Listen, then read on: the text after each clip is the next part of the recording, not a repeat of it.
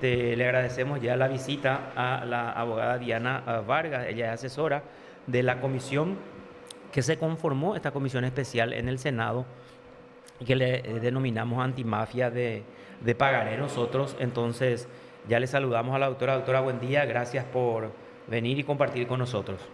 Bueno, un gusto estar aquí con ustedes y a disposición. Bueno, ¿y qué podés contarnos de los últimos trabajos, de las últimas novedades? ¿Cómo está el trabajo de esa comisión especial conformada y que está trabajando desde hace rato y escuchando a las víctimas, haciendo propuestas, etcétera, etcétera? ¿Qué novedades podés ponernos, doctora? Esta comisión tiene un pequeño equipo técnico que lo que puedo decir en general es que cada día nos sorprendemos más. O sea, cada día encontramos un esquema distinto, una modalidad más refinada. Por ejemplo, encontramos que en juzgados de central han ejecutado autorizaciones de descuento, o sea, ya ni siquiera necesitan que sea un título ejecutivo, un pagaré, sino que simplemente como se trata, sobre todo, digamos, este esquema afecta al funcionariado público y que hay todo un esquema de operaciones que implican el descuento automático de los salarios, que después podemos hablar más en detalle de lo que encontramos al respecto.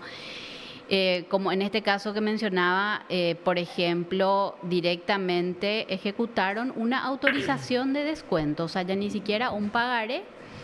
Hoy estuvimos hace varios días que estamos con esta docente, hoy ya jubilada, que qué es lo que se encuentra, por qué es que la gente dice doble, triple cobro. Es importante que se entienda, porque acá no se trata de que son personas que no quieren pagar sus deudas o que resulta que no tienen formación financiera, como de repente se quiere decir en un análisis simplista. Nosotros hemos detectado y tenemos suficientemente documentado que hay un esquema de asfixia. Y eso lo sufren muy bien los docentes indígenas, los docentes de todo el país, no solamente indígenas, pero con ellos vemos un particular ensañamiento. ¿Y cómo se inicia, digamos, el calvario? Con ofrecimientos que probablemente algunos de ustedes ya habrán recibido también, pero bueno, en el caso de ellos son todavía mucho más incisivos. Ofrecimientos en las comunidades o vía mensaje de texto. Tenemos un préstamo para vos, sin ningún tipo de El famoso burocracia. préstamo preaprobado. Préstamo, exacto. Eso implica que van hasta sus lugares de trabajo, generalmente en horario de clase o frente al colegio en una plaza o frente al hospital, porque sobre todo, y también afecta un poco a fuerza pública, ¿verdad? Pero sobre todo a personal de blanco y educativo. Entonces llegan, hay un ofrecimiento muy rápido, sin mucha burocracia. Generalmente es supuesta venta de electrodomésticos, que en realidad son préstamos usurarios, y entregan, por ejemplo, una planchita, una tostadora y un bono, le llaman. Incluso en las facturas incluso ponen así, bono más una tostadora, por ejemplo. ¿Y el bono de qué estamos hablando? De 500.000, 1.000.000, 2 también, ¿verdad? No más que eso, generalmente no son sumas altas. ¿Por qué? Porque de hecho no tienen capacidad de honrar si fuera mayor el compromiso. Entonces no tienen un perfil como para ser beneficiarios de créditos mayores. Pero ¿qué es lo que ocurre y por qué decimos que ahí empieza el calvario? Porque en ese acto se firma un sinnúmero de documentos que incluyen autorización de descuento con campos incompletos, es decir, muchas veces son llenados después, por ejemplo, el monto, donde se incluye un monto superior, no está la fecha, no está la cantidad de cuotas, y eso, ¿por qué nos consta a nosotros? Porque nosotros estamos requiriendo, haciendo pedidos de informe a estas asociaciones que son las que se encargan después de meter el pedido de descuento, ya sea al MEC, a jubilaciones, a salud, y nos encontramos con que es documentación que no cumple requisitos mínimos que establecen las propias resoluciones de estas instituciones. Entonces, por un lado están las autorizaciones, que son múltiples, y pagares. Entonces, ¿qué es lo que pasa? Como los descuentos se realizan vía asociación directamente del salario o vía BNF, que es un capítulo enorme y peligroso que le está tocando a la gente, porque el BNF lo hace vía una empresa denominada Walton. Esto ya se ha conversado formalmente con el presidente del BNF y se ha enviado comunicaciones también a la Superintendencia de Banco, que ha iniciado un proceso de verificación justamente a raíz de lo detectado por la comisión. ¿Dónde se realizan estos descuentos? Por ejemplo, me voy a detener en el caso del BNF, por medio de una empresa que no fue la que yo autoricé para que entre a pedir descuentos de mi salario. Yo le autoricé a la empresa del observador, por decir, ¿verdad? Que le pago un servicio mensual de lo que sea. Entonces yo le firmé una autorización, pero ¿qué pasa? Resulta que el BNF, y eso lo tenemos también verificado con las empresas, les indica, por ejemplo, sería el observador, no, usted no puede meter esta autorización de descuento, usted lo tiene que hacer vía Walton. Eso lo hemos verificado y ¿qué es lo que ocurre? Y encontramos un sinnúmero de casos que ya han sido documentados, remitidos al BNF y también a la Superintendencia de Bancos, donde se realizan esos descuentos mensuales y el BNF, que concreta apenas el día que cobra el salario o el haber jubilatorio, le entrega ese dinero a Walton. Y Walton a su vez tiene que pagar, por ejemplo, al observador, ¿verdad? Que fue con quien hice la operación, pero eso muchas veces no ocurre. O ocurre en forma tardía, generando intereses punitorios o moratorios muy altos, porque estamos hablando de 6 meses, por ejemplo, hemos encontrado casos con 300 días de mora, o donde no se han abonado las cuotas, o lo que es peor, en muchos casos hace poco, el fin de semana pasado conseguimos que se le devuelva a un jubilado porque vía Walton se le descontó millones más de lo que estaba previsto, vía BNF. O sea, imagínense el grado de irresponsabilidad, porque cuando esta persona va y dice, yo quiero que se deje de descontar porque ya no entiendo lo que me están descontando, ¿ustedes creen que el banco les deja? La posición del Banco Nacional de Fomento, expresada formalmente, tanto por escrito como en la audiencia ante la comisión, es que resulta que estas autorizaciones no pueden ser cesadas ante el banco, ¿les parece? ¿Por qué? Porque ellos cuidan una relación comercial que tienen con la empresa Walton. ¿Y de quién es Walton y cuál es el papel que desempeña? No tengo conocimiento de quién es el propietario, pero sí que tiene un contrato con el banco. El banco nos manifestó que es un cliente, así como también son los funcionarios, porque tienen finalmente su cuenta de salario. Y ellos, tienen una relación. Básicamente, lo que hacen es, ni siquiera es una gestión de cobro, porque no es que llaman como estas empresas, por ejemplo, que requieren a personas morosas, sino simplemente prestan su cuenta bancaria para que se ejecute, para que después se transfiera a quien sea que esté operando con y que haya metido autorizaciones de descuentos. Aquí lo grave es que persisten. ¿Qué pasa? Nosotros hemos encontrado, por ejemplo, otra persona jubilada que recibió, estamos hablando, más de 60 millones de guaraníes le han descontado por esa vía.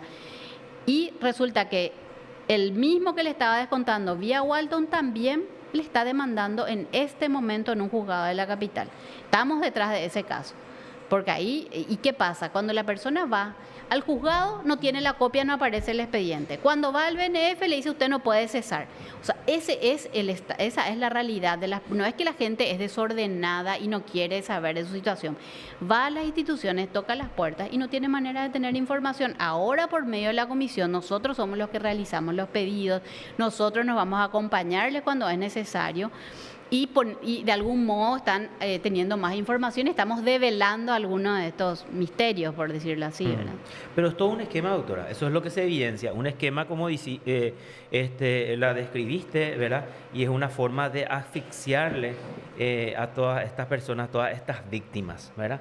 Que nadie quiere asumir su responsabilidad y al final todos están comprometidos prácticamente dentro de lo que es este esquema criminal, ¿verdad? Porque yo creo que todo esto es a propósito, nada es casual, ¿verdad? Sino que se conformó una estructura evidentemente.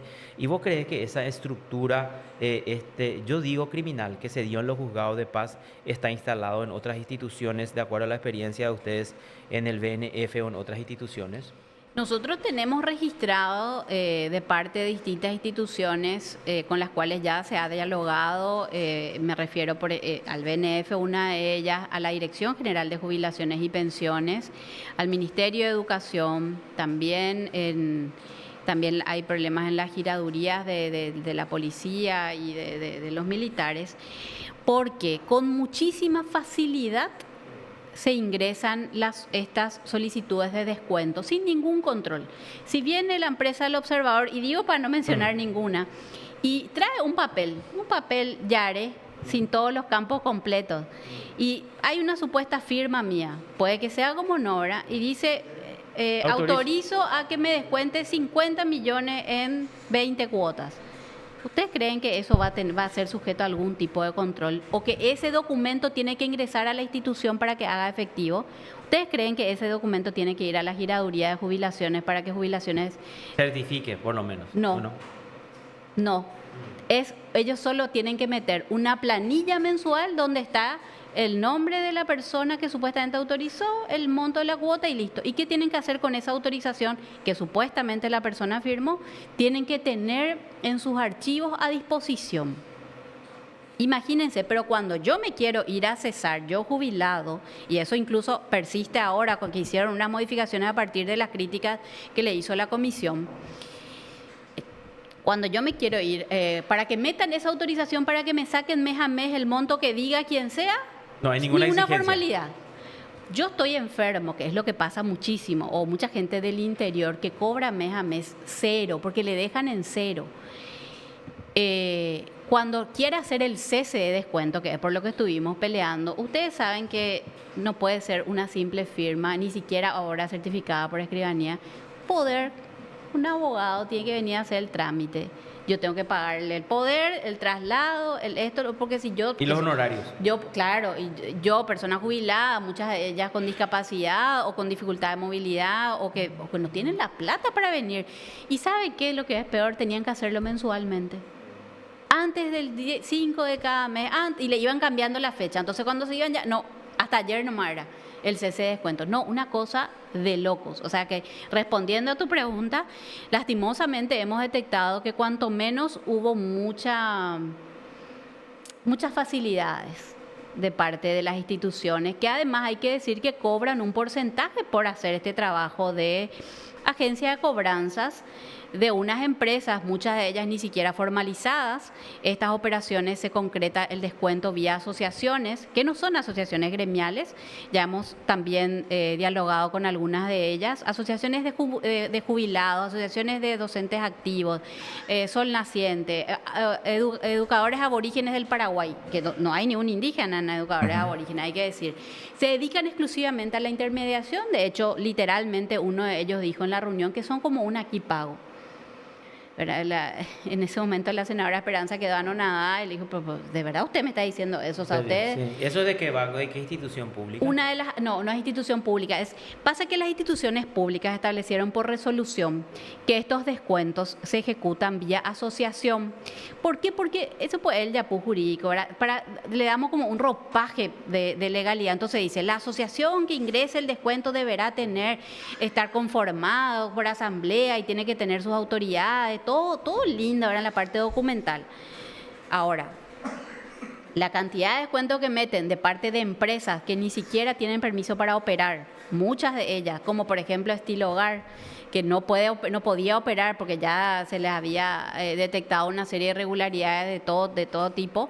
De hecho, sus titulares hoy, algunos de ellos están procesados por lavado de dinero y por otros hechos, por otros tipos penales. Resulta que igual operan vía justamente esta empresa Walton o vía estas asociaciones. ¿Por qué? Porque se les paga a ellos. Entonces, en realidad es un esquema, como decíamos, que favorece que estas empresas, que en realidad son de usura, estén asfixiando al personal docente. Imagínense que esa docente es la que después se tiene que encargar con tanta paciencia de atender a 40, 50 alumnos en un aula, cuando a fin de mes no sabe si va a cobrar siquiera 200.000 guaraníes. O una enfermera que trabaja de madrugada, porque tenemos un montón de casos que vemos que están realmente muy, muy saturadas. Por ejemplo, una docente con cáncer y un hijo con autismo, ¿verdad? Que muy gratamente después les cuento lo que conseguimos en el caso de ella. Hemos tenido también algunos logros, parece que estoy contando toda la parte negativa, pero bueno, también... pero es importante primero. ¿Por qué es importante, doctora, esto y nosotros por qué queremos insistir? Porque los integrantes, no sé si vos ves, los integrantes de esta mafia, los abogados que conformaron este esquema criminal, ellos están haciendo una contraofensiva y queriendo decir que esto los medios o no sé quiénes queremos instalar nomás, que no existe ninguna mafia, que no existe ningún esquema criminal.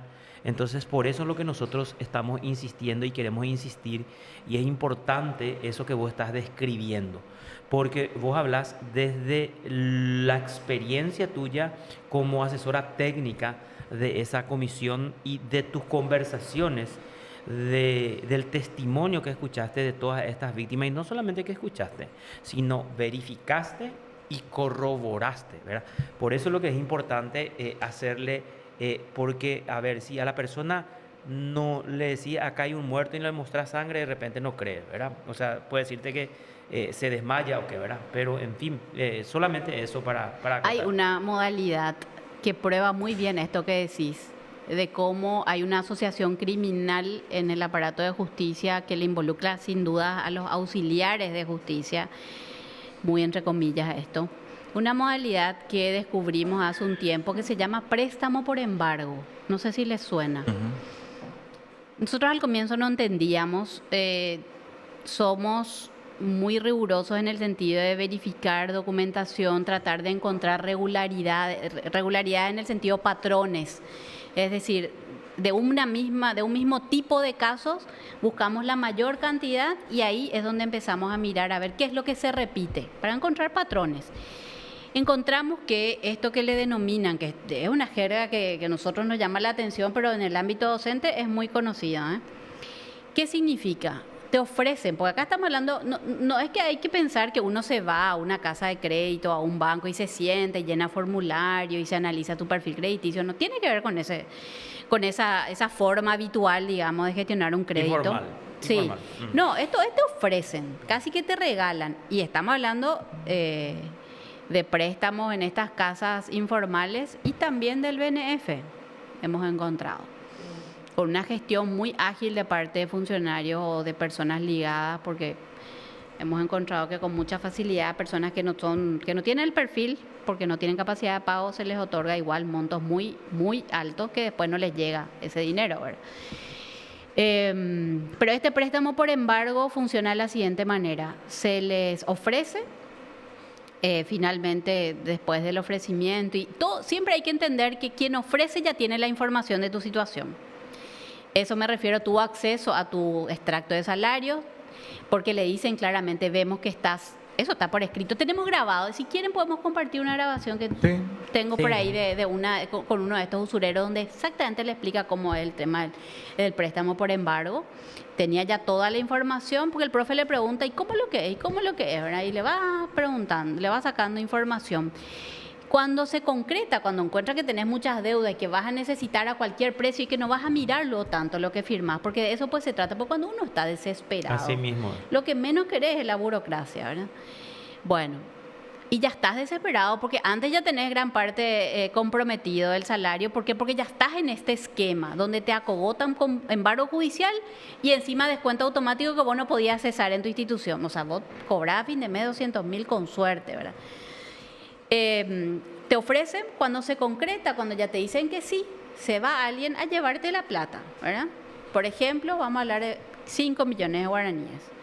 ¿Y qué es lo que vos firmás? Aparte de los pagarés, que de 5 pueden pasar tranquilamente a 35 millones. ¿Por qué? Porque firmás 5, siempre es en cuadruplicado, quintuplicado. Entonces, resulta que lo que era ponerle de 5, vos te comprometiste a pagar 8, entonces vas a firmar 5 pagarés de 8 millones. Pero te dicen que ese es nomás para mi archivo, es el triplicado, ese es el discurso siempre. Pero ¿qué es lo que ocurre en este caso? Que no es que se firma pagaré nomás, porque como dijimos que se denomina esta modalidad préstamo por embargo. ¿Qué vos firmás en ese momento? Increíblemente, y tenemos probado, las notificaciones. Ya tienen lista las supuestas notificaciones con el logo del Poder Judicial, ya hay carátula, y firmas tu notificación, ¿verdad? Donde ya supuestamente te citan para reconocer tu firma, ya está todo. Y de esos, sobre todo en Central, encontramos mucho en juzgados donde todavía siguen incluso los mismos jueces. Por ejemplo, como vos firmaste 4, el que le estoy contando no es en abstracto, es un caso real. 4 veces le hicieron firmar por una operación, ¿verdad? Entonces, ¿tiene cuántos juicios? 4 idénticos. Todos le hicieron firmar esa notificación el mismo día que le entregaron el dinero, que no era más que esta suma que les doy, ¿verdad? ¿Y en qué juzgado persiste esto todavía? Encontramos mucho de estos en Luque y en Villaliza. Este tipo de procedimientos. Préstamo por embargo, sí. Que como les digo, les voy a compartir esa grabación, tengo que buscar.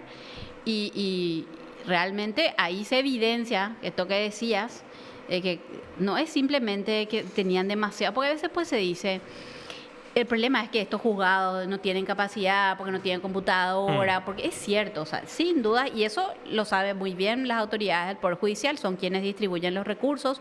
Si uno no mira los números de cuántos ingresos tenían, por ejemplo, en la Encarnación el año pasado, resulta que daba demasiado gusto litigar ahí, porque 37.000 expedientes lo entraban en un año. ¿Y ustedes saben cuánto es el promedio de ingresos en los otros de igual clase, de la misma circunscripción? Menos de 1.000. O un poco más, alrededor 1.200, entre San Roque, la catedral. Ese era el promedio. ¿Cuánto tenía la Encarnación? 37.000. No le llamó la atención a nadie así eso. Mismo. Pero algunos ministros dieron eso como que en la exposición, en la sesión de la Corte, que era muy guapa la jueza. Capaz que daba mucho gusto litigar ahí, porque es quien abrió la mayor cantidad de cuentas judiciales también, ¿verdad? ¿Y cuál es el esquema ahí? Llevan a un juzgado, retiran otra vez y van a llevar a la Encarnación. Para terminar el cuento, nomás lo del préstamo por embargo. Decíamos, ahí mismo ya te hacen firmar la notificación. Y ahí ya no entra el descuento automático, porque a los 2 meses, ¿qué es lo que entra? El oficio a tu institución. O sea, no hubo necesidad de tramitar ningún juicio. Ningún juicio, porque el juicio ya estaba armado antes. Las notificaciones ya estaban antes y vos ya firmás en tu casa. ¿Con quién? Con el usurero. O sea, acá no estamos ni siquiera... ¿Y con quién trabaja el usurero? Con las empresas y los abogados y los juzgados. Todos y los juzgados, porque estamos hablando de carátula. O sea, ya hay un expediente formado. Otra cosa que hemos encontrado es que algunos oficios remitidos formalmente por el Poder Judicial, por estos juzgados más afectados, resulta que existía el oficio obvio que existe. ¿Qué es el oficio? El embargo, que llega a la institución. Pero cuando uno va a buscar el expediente, no solo que no existe físicamente en el juzgado, que ahora se va a tratar un proyecto de ley la semana que viene, justamente que aborda esta situación que es tremenda, de que no se encuentra en los juzgados, no existe luego, como dice Paraguay, el expediente en el sistema. O sea, solo que existe el oficio de embargo. ¿Y de dónde salió eso? Y salió del juzgado. O sea, el juzgado emitió un oficio sin que haya existido un expediente, un número de expediente ingresado a estadística, o sea, todo lo que implica la generación de una causa judicial. ¿Qué es lo que nos había hecho la denuncia gravísima que nosotros habíamos publicado en su momento? La jueza interina del Juzgado de Paz de la Recoleta, la doctora Liz Lobo, que nos decía, por eso nosotros publicábamos Expediente Fantasma, creo que titulamos nosotros, porque ella decía que cuando le preguntamos qué es lo más grave que encontró al revisar eso, nos dijo, o sea, aunque parezca increíble, hay resoluciones de embargos, de descuentos, pero no están los expedientes, no existen los expedientes, no se hicieron los expedientes, y había manifestado ella que había comunicado esa situación tanto a la Fiscalía como a la Corte, porque eso es gravísimo. O sea, como nos decía el defensor público José Torres, gravísimo luego es el hecho de que no se encuentre el expediente. Y ahora por eso ellos insisten en que se apruebe esa ley especial, porque dice, estamos en una situación de emergencia. No es normal que no se encuentren los expedientes en la Secretaría, porque la ley dice que tiene que estar en Secretaría. Y ahí se violan 2 cuestiones, mi derecho a la defensa y la bilateralidad en el proceso. Entonces, claro, él insistía justamente eso que nos estás diciendo, y es importante también que nos digas eso, doctora, que se va a tratar ese proyecto de ley para tratar de aprobar esa ley de emergencia que es muy necesaria en estos casos. Nosotros en todo este proceso estamos trabajando muy de cerca con la Defensoría, al principio con algunas resistencias, porque obviamente les vino una enorme cantidad de trabajo que digamos una carga que no era habitual. Al comienzo, como decía, tuvimos dificultades, las víctimas no eran bien atendidas, o hay una particularidad también en esta mafia, que los juicios se tramitan en juzgados muy alejados del lugar de residencia. Entonces viene gente del Chaco, docentes indígenas, y nosotros decíamos, bueno, le tienen que atender, porque o empezamos en acuerdo, digamos, con las autoridades de la Defensoría que puedan pedir la asistencia en su lugar de residencia y que internamente se haga después la derivación. Bueno, en eso avanzamos bastante y después esto que tiene que ver con ya las dificultades al momento de localizar el expediente, al momento de solicitar el levantamiento, se piden las reconstituciones, resulta que la otra parte, la que demandó, la que se supone que tiene todo, no tiene ningún interés en reconstituir, sino directamente van y, no sé, o se declara la caducidad o se finiquita. Entonces, sí, también discutimos durante varias semanas un texto, un documento base, el anteproyecto de ley que ya tenemos acabado.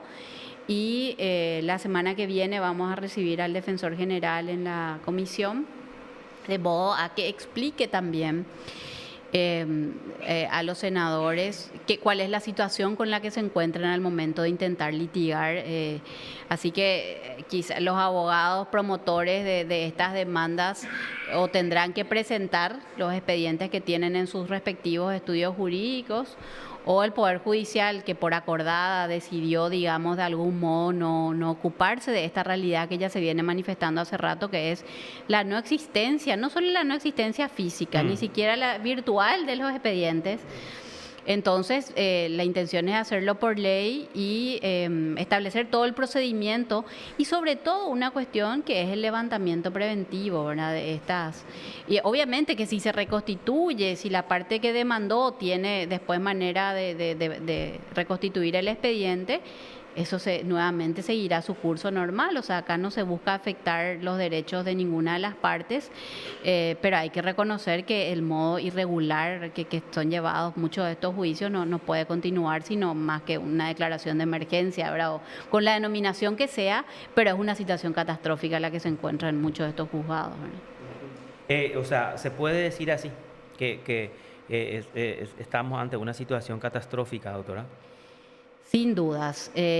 Yo creo que hay que hacer aquí mea culpas, ¿verdad? Porque hay distintas partes involucradas y sobre todo hay que tomar medidas que aborden el fondo de la cuestión para que esto no vuelva a ocurrir, lo que se conoce como medidas de no repetición. Ahora estamos como bomberos tratando de apagar. Hay juzgados que están, como por ejemplo el juez de Mariano Roque Alonso, con todas las dificultades con las que se encontró en ese juzgado. Nosotros desde la comisión tenemos una excelente experiencia de trabajo con él, en el sentido de muchas verificaciones de expedientes que lo hace de oficio, incluso nos va indicando que se presente, bueno, vamos haciendo verificaciones con las personas que se registraron como víctimas y va tomando medidas de oficio. Me refiero a nulidades, me refiero a levantamientos, por ejemplo, preventivos. O sea, hay embargos que subsisten, pero no está el expediente, no se sabe si en la cuenta judicial se retiró o no. Dice, hubo retiro, pero no consta la orden de pago. O sea, ¿cómo sin orden de pago podían sacar? En definitiva, era como un copetín, ¿verdad? Entonces, hay jueces que están, bueno, con todas las dificultades que implica asumir estos juzgados. O sea, así. El juzgado de paz de Mariano Roque Alonso se manejaba como un copetín cuando estaba el anterior juez Bogado Cuellar. Claro, sí, por lo menos de acuerdo a los casos que han llegado y que nosotros incluso hemos verificado, porque ese es uno de los juzgados que le prestamos particular atención, sí, realmente irregularidades de todo tipo. Y ahora vemos que hay un esfuerzo que obviamente lleva su tiempo, todavía tienen pocos recursos humanos, hace poco terminó la auditoría, pero vemos que hay una intención y ya dio señales concretas, por ejemplo, levantando embargos en expedientes que realmente estaban pero muy mal llevados, pero persistían los embargos, ¿verdad? Claro, y además creo que ya hubo todos los cambios de funcionarios, de actuarios y eso que fueron denunciados por el juez, de que respondían más a las directivas de los abogados implicados en la mafia de los pagares que al propio juez. Sí, tengo conocimiento. Después otra cuestión que hay que, creo que también conversar, que esto no ocurre únicamente en los juzgados de paz. O sea, esto también ocurre en los juzgados de primera instancia, probablemente en menor medida. o con menos visibilidad, estamos hablando de juzgados. De hecho, tengo que decir que esta comisión o el trabajo o que nosotros nos empecemos a ocupar de este tema tuvo su origen en causas de enfermeras jubiladas del Hospital de Clínicas, con quienes nos reunimos en varias ocasiones y empezó a llamarnos la atención que no se trataba de 1, 2 o 10 casos, eran muchos más y encontramos patrones, ¿verdad? Y en un juzgado en particular de lo que era justicia letrada, ¿verdad? Que ahora es primera instancia, esta Costa Conde, y de un mismo, justamente encontrábamos que tenía que ver con un mismo grupo de abogados, entre el oficial de justicia, Fabio Molinas, la abogada Lourdes Aranda y la demandante, la esposa de Fabio Molina, que hay que decir que es una docente activa, directiva de una escuela de Lambaré, Julia Mabel Acosta. Encontrábamos que demasiados juicios de estos tres en este juzgado y siempre las enfermeras jubiladas de clínicas que habían operado, recordarán que siempre cuentan ellas, que lo que hacían era tener una suerte de despensa con la mutual que estaba frente al hospital, porque como de repente los turnos eran de 24 horas, entonces ahí retiraban hierba para el cocido, para el mate, retiraban azúcar, una despensa literalmente, y ¿qué hacían? Firmaban para que se le descuente a fin de mes de su salario, era descuento directo de salario. Pero años después, ¿qué encuentran? Que esa mutual, Amuclim, resulta que aparecen unos pagarés que fueron muy bien usados y varias veces de parte de este oficial de justicia que inventó unas supuestas notificaciones voladoras, representado por esta abogada Lourdes Aranda, quien incluso les había dado unos certificados de cancelación de deuda y todas a estas jubiladas, pero después se encontraron con embargos en sus salarios. Estos juicios fueron los que dieron origen a esta comisión, porque vimos, y hay que decir que no están en juzgados de paz, repito, están en un juzgado de primera instancia de la capital. Además, el juez anteriormente era justamente funcionario del juzgado de la Encarnación, ¿verdad? Donde están también otros de los juicios. ¿Qué es lo que llama la atención? Que casualmente en esos juicios que estamos refiriendo, no hubo todavía ninguna decisión de parte del juez. Por ejemplo, de Martina Costa Conde, ¿verdad? Exacto, por ejemplo, la solicitud de la defensa pública. Hay que decir que estos abogados ni siquiera querían permitir que esta víctima, Luciana Bernabé Torres, tenga defensa pública. Cuando se presentaron sus testigos para el beneficio de litigar sin gastos, fueron ahí patoteados, que esta señora cómo va a tener defensa pública, ustedes qué van a saber si ella tiene o no necesidades. Y ahí, por ejemplo, la defensora Carla Mazó solicitó el levantamiento preventivo o la suspensión preventiva del embargo, que no se ha retirado el dinero, que quede mientras tanto, porque hay también una causa penal abierta, está a cargo del fiscal Piñanes, nosotros estamos siguiendo muy de cerca. Sin embargo, el juez guarda silencio, ¿verdad? Y ahí no está imputado el juez. O sea, hay como una cuestión también, como nos tiene acostumbrados probablemente el Ministerio Público, muy selectiva. Se habla de algunos casos, de algunos jueces y se decide silenciar otros casos. Eso se da en el Ministerio Público. Y es un poco lo que nos tiene acostumbrados, ¿verdad? Y siempre, o sea, es también parte de la política criminal y sobre todo de la práctica de determinados funcionarios, ¿verdad? Siempre hay una decisión que responde a lo que sea, a intereses o a decisiones institucionales, particulares, lo que sea, y bueno, finalmente vemos que algunas causas tienen mayor visibilidad que otras. Después, por ejemplo, el Ministerio Público no está avanzando hacia algo que todas las víctimas denuncian, que tiene que ver con lo anterior a la ejecución del pagaré, que son estas prácticas, o sea, la usura es un tipo penal, es un hecho punible en Paraguay. Todas estas operaciones tienen como antecedente una operación de usura, que además ya se les cobró varias veces, por descuento automático, después por pagaré, ¿verdad? Pero no hay un solo imputado por usura. Nadie, absoluta, ni en el interior, donde hay varias causas caratuladas. En Santaní, por ejemplo, estábamos haciendo el seguimiento, ahora hubo un acuerdo con la víctima, pero no hubo imputación, por ejemplo, ¿verdad? Eso nos llama mucho la atención. Sí, así mismo es. Yo creo que el Ministerio Público, de hecho, tiene que actuar con mayor fuerza, entrar con mayor fuerza. Y después también yo considero y comparto contigo que hay una selectividad. Se percibe, se siente, se huele. Y eso no se da solamente en el caso de la mafia de los pagares, sino en varios otros procesos. Por eso es que hay una enorme desconfianza ciudadana a una institución tan importante como es el Ministerio Público y que debería representar a la sociedad, como dice la Constitución Nacional, ¿verdad? Por eso te pregunto, y en el caso del juez, ustedes ante esos datos, esos indicios, esa cantidad de casos que tienen ante él, van a remitir sus antecedentes a la Corte o al Ministerio Público o a qué institución, La doctora? comisión ya ha remitido hace bastante tiempo, estamos esperando la respuesta al respecto de la Corte. La comisión, entre otras cosas, lo que hace cuando ingresa un caso y previa verificación, nosotros remitimos para auditoría de gestión jurisdiccional. De hecho, todos estos casos que han ingresado y hubo una tanda importante que involucra a ese juzgado y a estos operadores porque encontramos irregularidades en todos estos expedientes.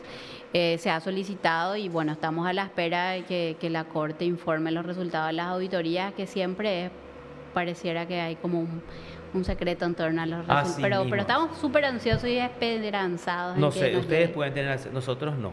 Conste que ellos prometieron transparentar y alzar incluso el resultado de las auditorías. Pero eso son simples promesas. Alzar los resultados de auditoría, las conclusiones de la auditoría en una página web. Pero eso queda en simple promesa. Por eso es muy importante. O sea, ustedes enviaron también todos los datos, las irregularidades que encontraron en el juzgado de paz de Roque Alonso, que se auditó y que está concluyendo o que concluyó y todavía desconocemos el resultado, ¿verdad? Y por otro lado también entonces del juzgado a cargo de Martín Acosta Conde. Así es, no solamente de esos ya hemos enviado hace bastante tiempo, pero también de otros, porque ¿Vos tendrías la lista, doctora? sí, Eh, nosotros, o sea, toda la información que la comisión gestiona, eh. tenemos un manejo transparente, está todo subido en un drive, tenemos una nube, está a disposición. También todos los expedientes en los que se requiere auditoría, aquellos casos que son registrados, por un lado, nosotros tenemos todo un procedimiento de verificación, porque ¿qué es lo que pasa cuando llega una persona? Llega sin información. Entonces nosotros hemos desarrollado como una hoja de ruta, unos instructivos de cómo obtener la información primaria de ese expediente que te está ocasionando un embargo o que ya le descontaron todo. Entonces, vamos primero recogiendo información respecto al expediente, hacemos una verificación preliminar y, por ejemplo, encontramos en el expediente que le entregan en su institución, en el MEC o en jubilaciones, se forma un pequeño expediente donde está el oficio de la institución y en ocasiones está también otra documentación relacionada a la cuenta y también la supuesta notificación o la intimación del oficial de justicia. Entonces ahí lo primero luego que ya vemos son las notificaciones voladoras o cómo, por ejemplo, en una enorme cantidad de casos se le notificaba supuestamente en su lugar de trabajo, pero ni siquiera era la escuela donde prestaba servicios, en el MEC, en la oficina central, o por ejemplo, no sé, en el hospital de clínicas, dice así, ¿verdad? Gente que se jubiló hace 10, 15 años. ¿Verdad? Entonces, cuando encontramos indicios de notificaciones voladoras o de la persona te dice, no, esta firma que está acá no es, o por ejemplo, recuerdo un caso de Vallemí. ¿Y dónde fue la notificación? En Vallemí. O sea, parecía en toda la ciudad, ¿verdad? O sea, no precisan dirección, entonces ya es un primer indicio, entonces indagamos un poco más y con eso pedimos auditoría. Después lo que encontramos muchísimo es que probablemente con un mismo pagaré se abrieron 4 expedientes, a veces en el mismo juzgado, a veces en los juzgados de central, se reparten y alguno que otro en la capital, ¿verdad? Entonces todo eso está con pedido de auditoría a la Corte. Entendemos que eso lleva su tiempo, entendemos que no tienen probablemente todos los recursos para hacer de manera ágil, pero esperemos que lo estén haciendo y que podamos tener los resultados. Pero ahí yo quiero insistir en que estamos ante una situación de emergencia. En eso coincidimos todos. Coincide la defensa pública de acuerdo a los casos atendidos con base a datos estadísticos, porque el defensor público nos decía atendemos más de 2.000 casos, 2.500 casos, de los cuales en el 50% o más del 50% no se encuentran los expedientes. Y eso es alarmante, ¿verdad? Y esto de las notificaciones voladoras. Y eso, incluso en una de las sesiones, eso que vos estás diciendo, no sé, Valenzuela, Capiatá, decía en uno de esos de las sesiones había resaltado eso el ministro Jiménez Rolón. O sea, él decía... El caso que nosotros habíamos publicado también, Carlos, en el que creo que fue la Ujier Ingrid Prete, que había llevado una notificación en el SNPP y dejó dicho de que aplaudió mucho y que nadie la atendió. Sí, en una oficina pública. O sea, Bueno, de eso hay muchísimas historias que podemos contar. Me gustaría pasar a otro esquema, Carlos, que también recibimos en estos días 2 denuncias respecto al grupo Manager, que ayer estábamos hablando y le habíamos consultado también al fiscal Federico Leguizamón con relación a eso. Él nos decía, no es mafia de los pagarés esto, este otro esquema.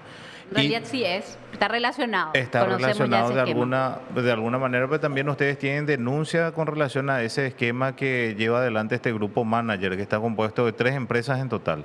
Asif, Manager y Total House es la otra empresa que maneja este grupo, que ellos ofrecen comprar las deudas, pero al final no hacen ese trabajo y también le meten a Inforcom por ese trabajo que no realizaron a esas personas, según la denuncia que nosotros recibimos.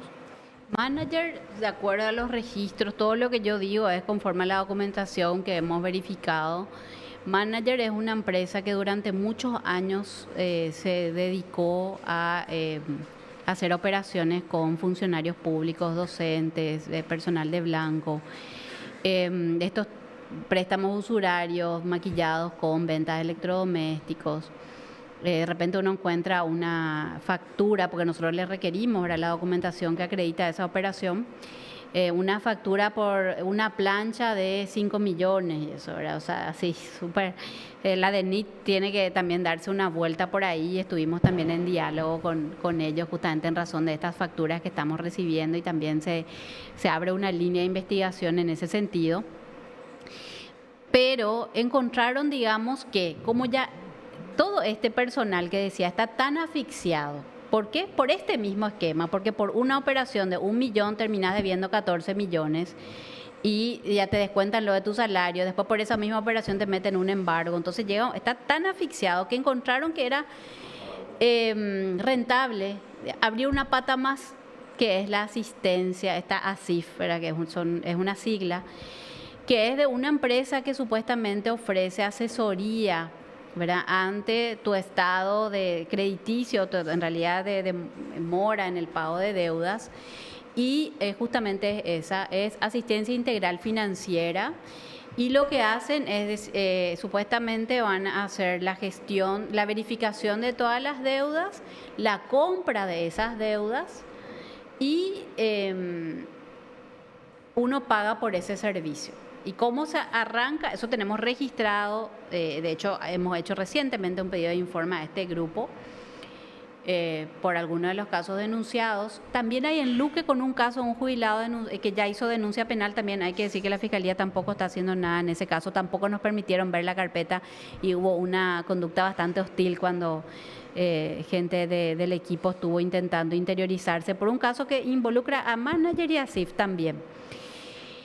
Entonces hay una oferta de ocuparse de la gestión de esa deuda, inicia, digamos, el trato con la firma de pagarés, y esos suponiendo que vos, Carlos, tengas una deuda de 15 millones, entonces con distintas casas van a hacer el contacto y la oferta es que van a hacer el contacto y van a cubrir tu deuda. Entonces, ¿qué firmas?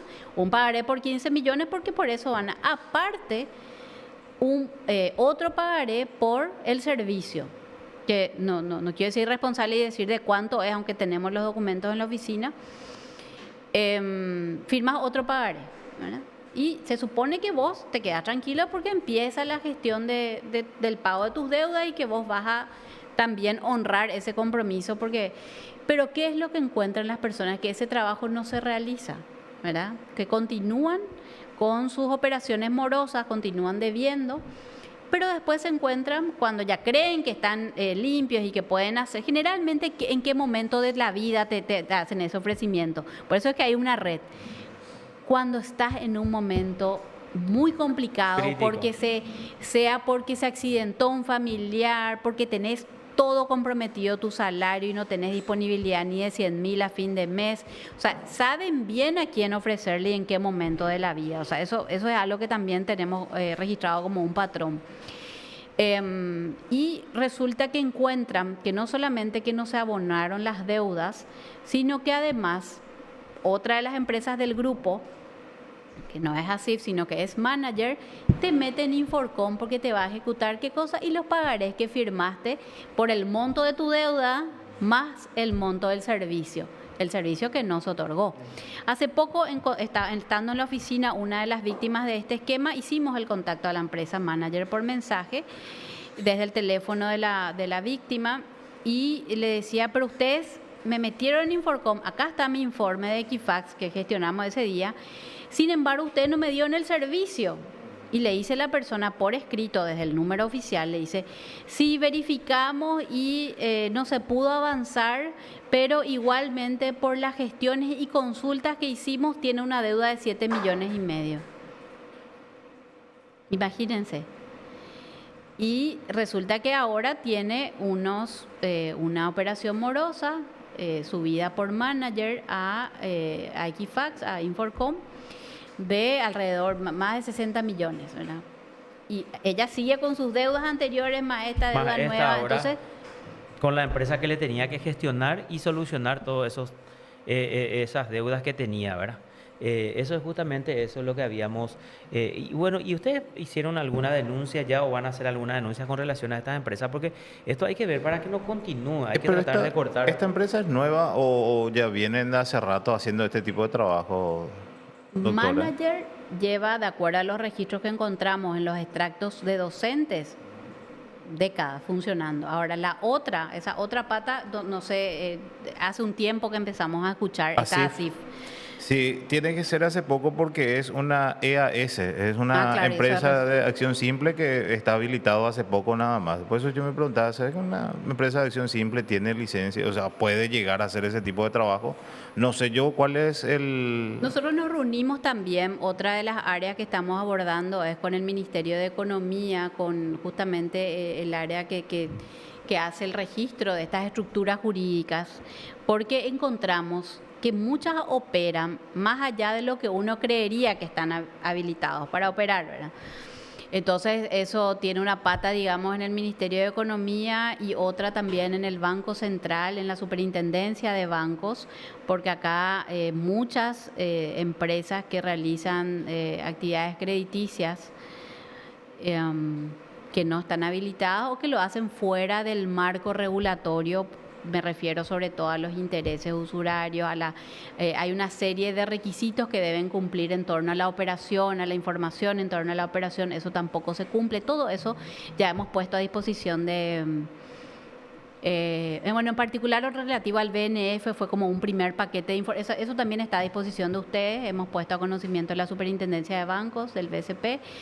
Y ellos ya han respondido al respecto, también una extensa comunicación y el BNF todavía, así que estamos también expectantes de qué dicen respecto a los casos bastante graves que les hemos compartido de operaciones que encontramos donde hubo descuentos pero no se pagaron las deudas.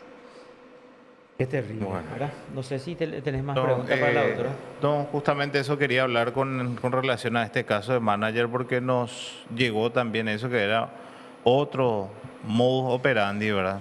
Este ya es atosigarte primero con que paga tu deuda, después dentro de la desesperación ya te aparece Manager y te dice, te compro tu deuda. Una solución integral. Una solución integral, ¿verdad? ¿Y por qué si es parte? Porque Sí. vos firmaste pagarés para esas operaciones. Tiempo después esos pagarés van a ser ejecutados. Y ustedes saben que ahí no se discute si es que se brindó o no el servicio. Y como aquí ya no hay descuento automático, porque nosotros, por ejemplo, con muchas de estas docentes y jubilados, como ya aprendimos tanto a leer los extractos, bajamos los históricos de hace años y empezamos a buscar uno a uno alguna operación que nos permita vincular con ese pagaré. por alguna cuestión, ¿verdad? De repente se acuerdan y logramos con una verificación nos vamos 10, 15, 20 años atrás con los extractos. Y ahí miramos con una regla 1 a 1. En estos casos no se va a poder hacer eso, porque directamente es... Y eso hacen también, hay que decir, otra cosa de lo que nos está hablando, estas empresas de gestiones y cobranzas, que es un tema que ayer hablamos con la Secretaría de Defensa del Consumidor, porque hemos encontrado que hay realmente sanciones importantes que han hecho, por ejemplo, empresas como GECO, que es gestiones y cobranzas, otras, COFIM, que no son nombres muy conocidos. Después hay otras más conocidas también, como CARSA, Nexo.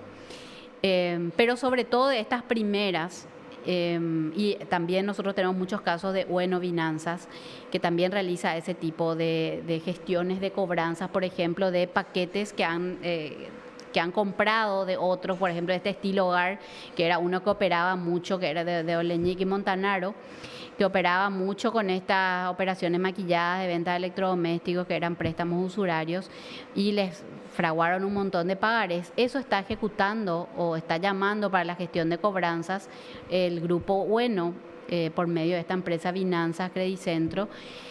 Y lo que hemos encontrado, y de hecho hemos hecho denuncias ante SEDECO ahora el 20, mañana es el 20. Mañana.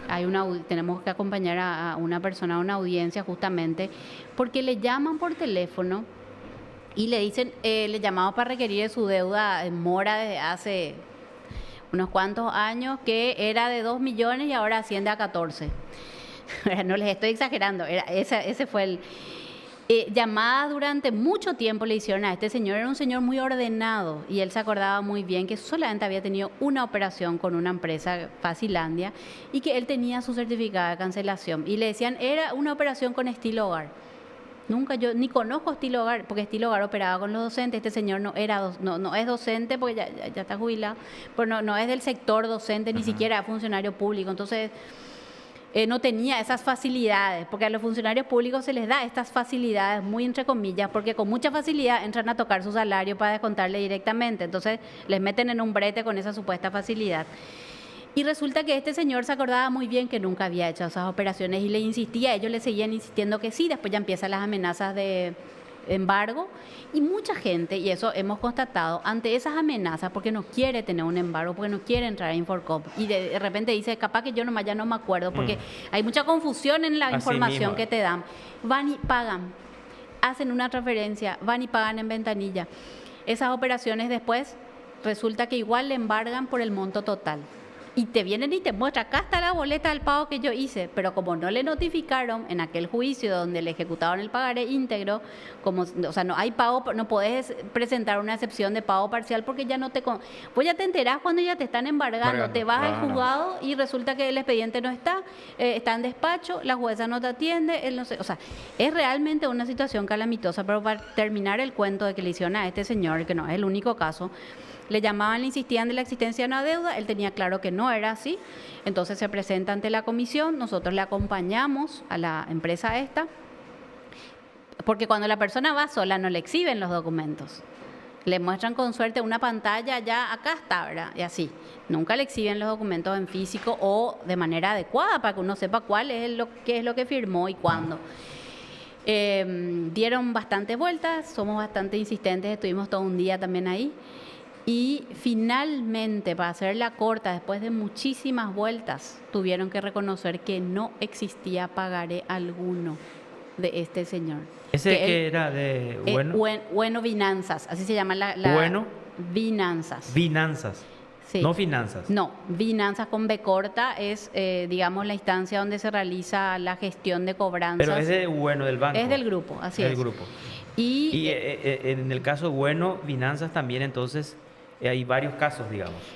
Sobre todo de este tipo donde hay reclamos de deudas en muchos casos, o en algunos casos inexistentes, o en otros, lo que notamos, y por eso nos reunimos ya en varias ocasiones con la SEDECO, no solamente ayer, y la SEDECO tiene sanciones a muchas empresas de gestiones y cobranzas en ese marco, es que cuando se comunican, inflan de un modo brutal, digamos, las deudas sin respaldo documental. que demuestre que la deuda es de hace tantos años, un cálculo razonable en el marco de la ley de los intereses moratorios y demás, sino que es una cosa que de 2, 3 millones puede terminar en 25, 60 también, sin ningún problema y sin ningún respaldo documental, ¿verdad? Y ya, por eso le decíamos a la ministra de la SEDECO que qué grado de cumplimiento tiene estas resoluciones, porque varias de ellas nos parecieron muy importantes de las medidas, pero lo que nos llamó la atención, que fue algo de lo que señalé también al final ayer de la audiencia, es que las mismas empresas que fueron sancionadas por la SEDECO también son las que nosotros más tenemos como denunciadas, con lo cual nos muestra que la sanción particular no significa el cambio de la conducta de esa empresa. Entonces, ¿qué es lo que tenemos que hacer para lo que se denomina medidas de no repetición? Porque si quieren, si se les canta, pagan la multa. Después, ni siquiera lo que Algunos recurren al Tribunal de Cuentas y revocan. Recurren al Tribunal de Cuentas, justamente es el otro tema, ¿verdad? Entonces, vemos que son importantes. Hay que recurrir a la SEDECO, creo que tenemos que habituar y enseñar mucho más los derechos de los usuarios y usuarias. Y de algún modo la SEDECO está haciendo un esfuerzo, tiene una capacidad muy limitada en cuanto a recursos humanos, financieros, pero es un canal que hay que usar también. De hecho, al BNF ya le ha sancionado justamente por dejarle, imagínense, con el 90% de sus haberes jubilatorios le descontaban mes a mes.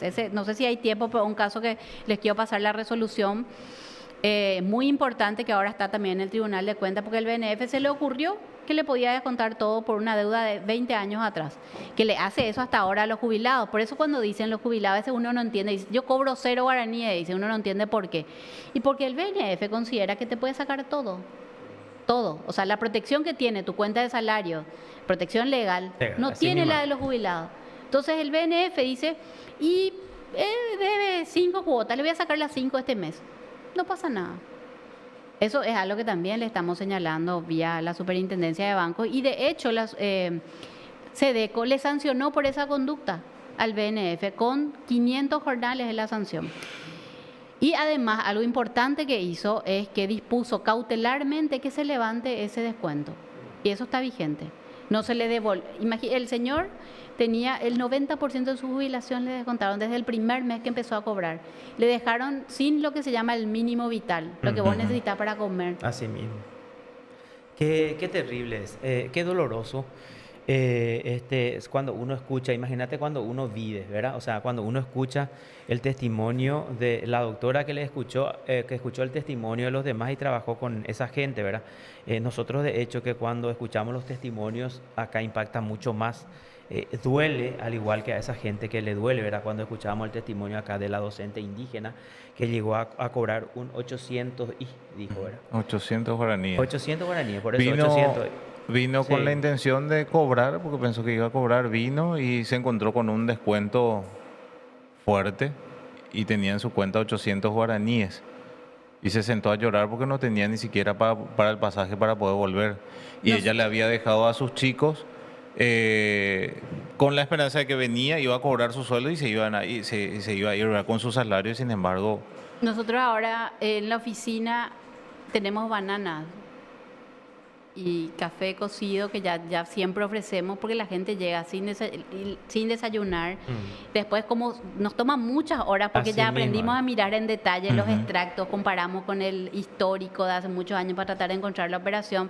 Muchas veces una persona llega a la mañana y se va a las 5 de la tarde a la oficina. Sobre todo se queda mucho la gente que viene del interior, porque queremos hacer todo en una jornada.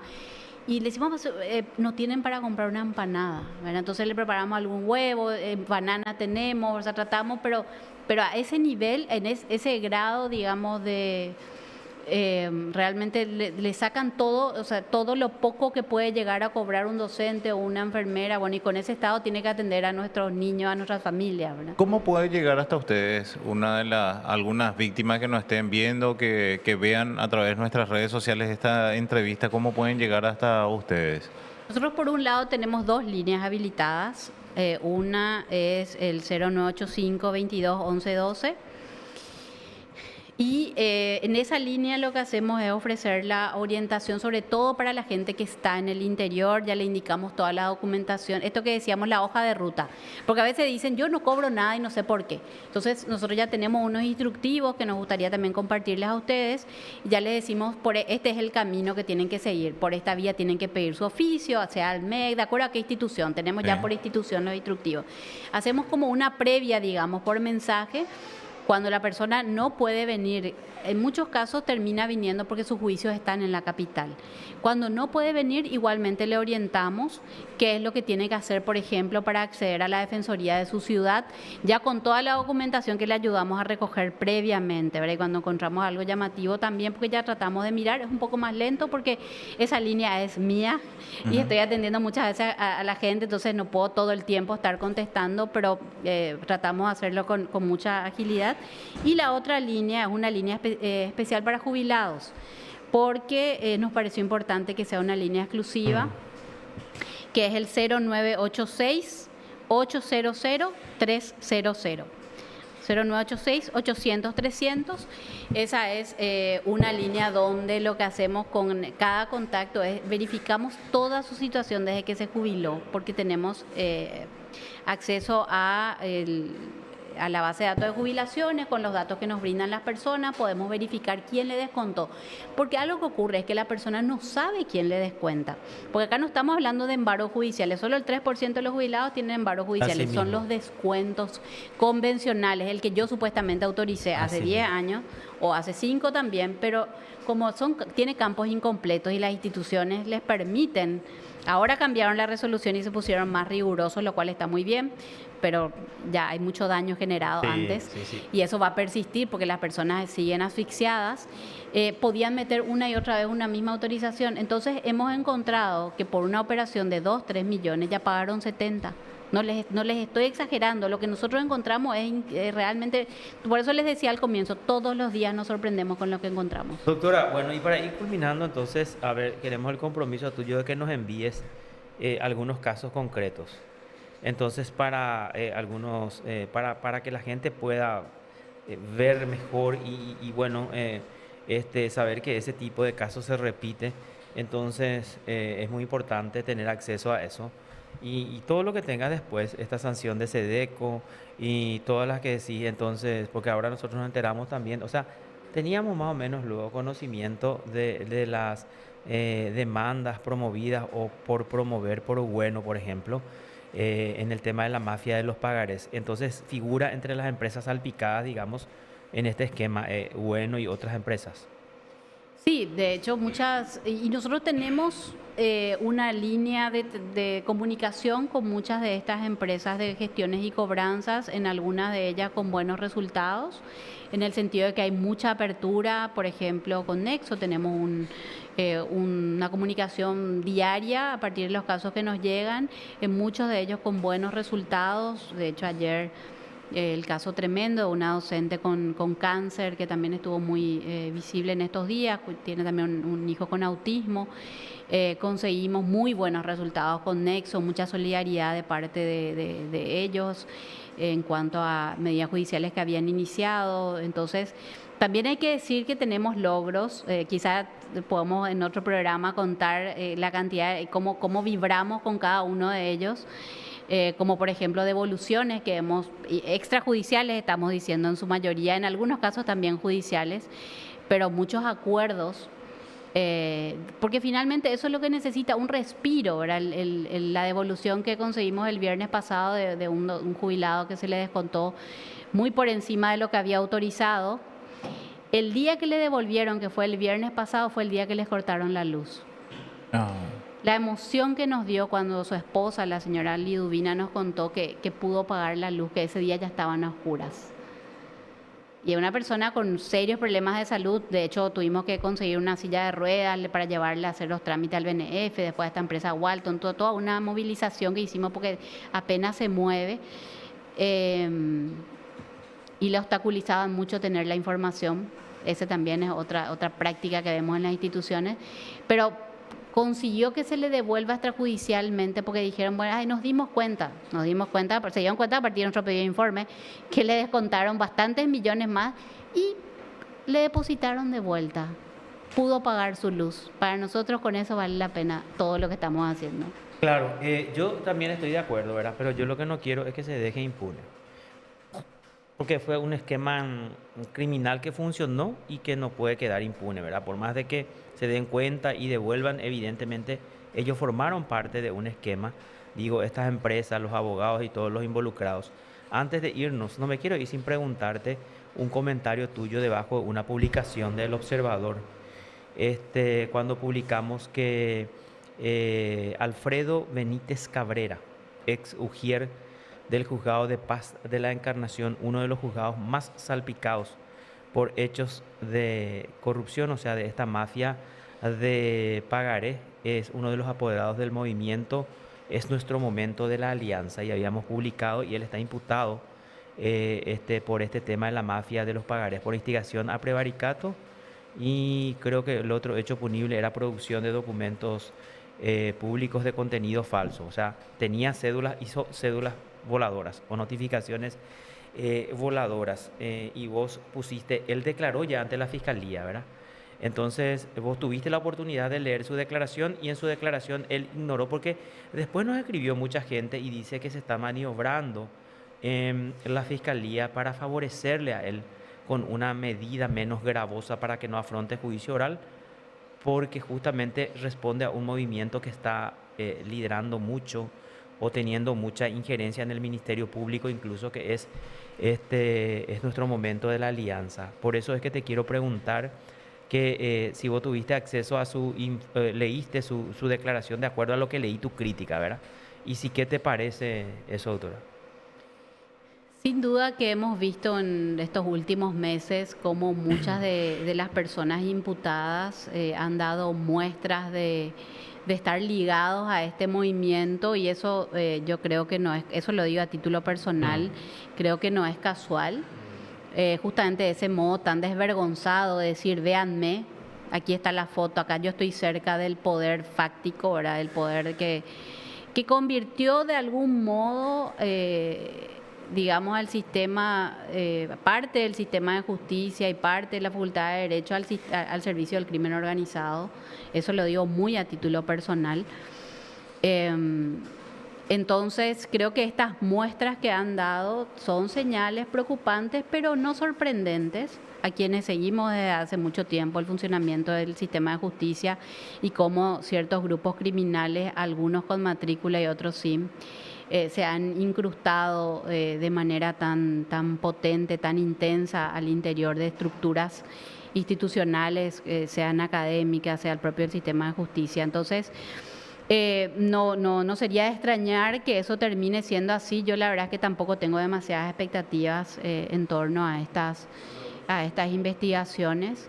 Y sí, veíamos cómo era muy llamativo, hasta jocoso, ¿verdad? Leer las declaraciones donde él prácticamente no entendía nada, era casi un robot recibiendo instrucciones.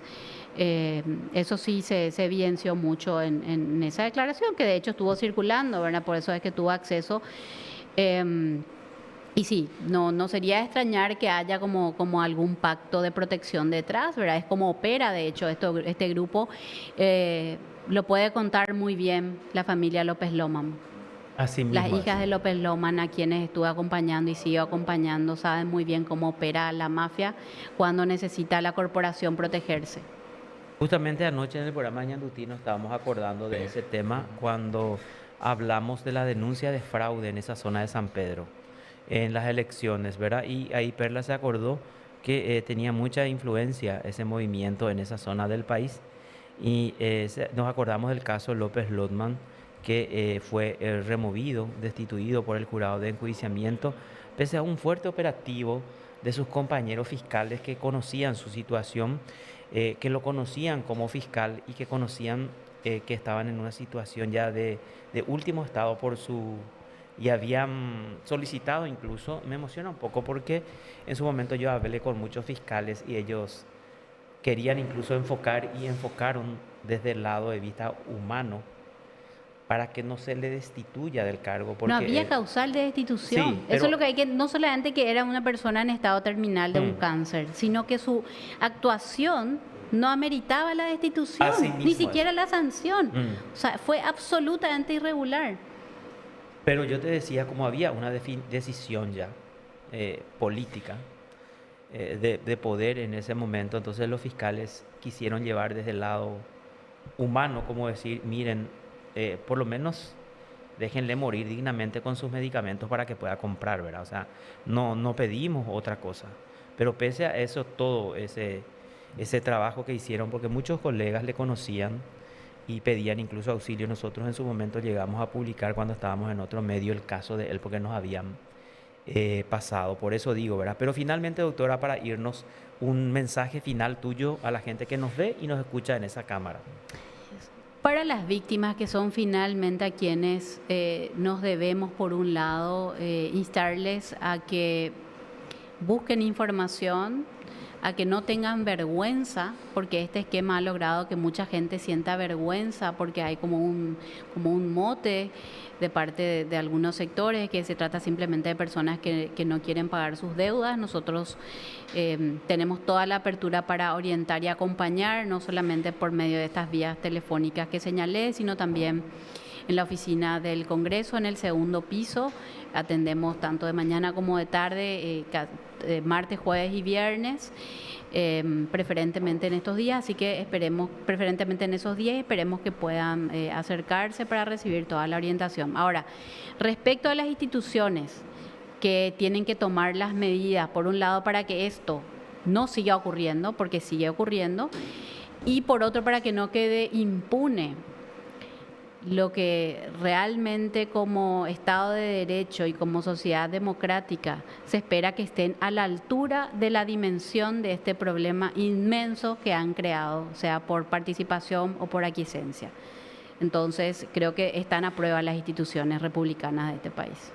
Correcto, doctora, muchísimas gracias por tu tiempo, muchas gracias por la visita. Bueno, nosotros estamos abiertos desde el observador y te pedimos entonces que toda la información que nos puedas proveer o nos pueda proveer la comisión, que acompañamos de hecho muy de cerca el trabajo de esa comisión también, porque estamos en contacto, le llamamos cada vez que ellos pueden atendernos, nos atienden también los senadores acá en el observador o a la noche en Ñandutí. Te agradecemos un montón entonces por esta visita, doctora, y que tengas un excelente resto de jornada. Gracias a ustedes.